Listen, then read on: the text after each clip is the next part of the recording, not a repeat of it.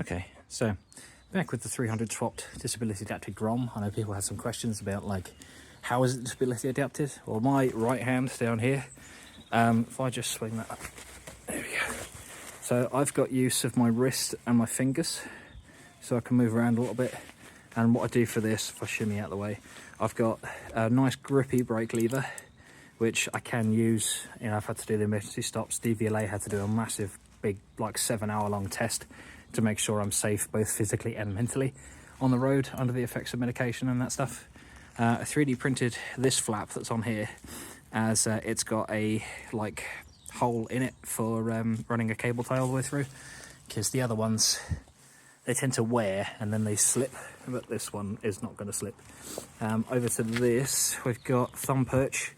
So similar to a quad lock throttle, instead of me trying to yank my wrist down, I can just push this in, which is much easier. Just push it in with my thumb. And then down here we've got, if I activate that,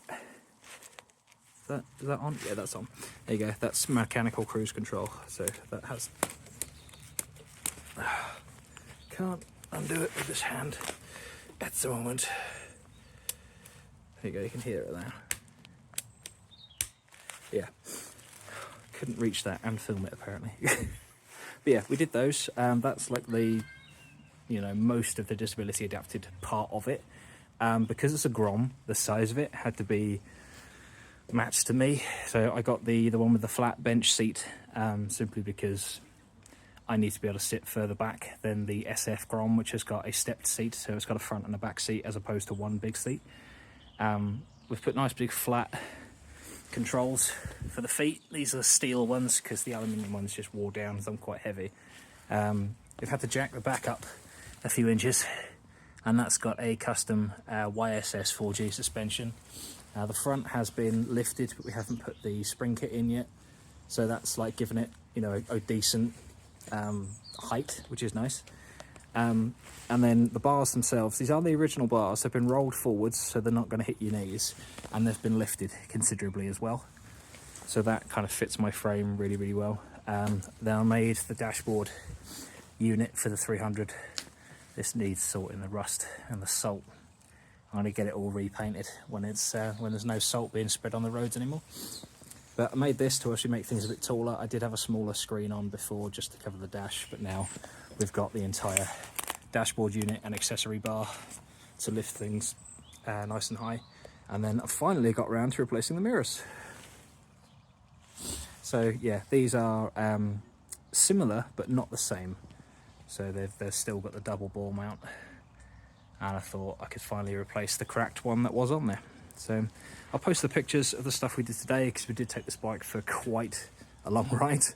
Felixstowe and back from Stowmarket, but all back roads. So that was really, really good fun. But yeah, I'll get all that stuff up there. I did actually put the bike on the beach, hence the back of the wheel. So yeah, the bike has been in the sand today, but I'll put all that stuff up later.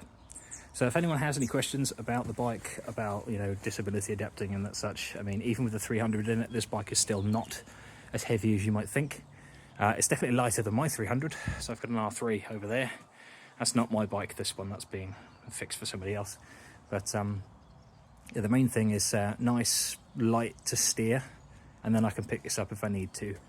You know, if I drop it off road, or, you know, have an accident or something, God forbid. So yeah, the bike itself is really, really light. A lot of horsepower in a small frame, but we are dialing that towards touring rather than performance, as yeah, I'm not racing anybody anymore. I don't have it in me. But yeah, that's the brief look at the bike and its controls as it currently sits.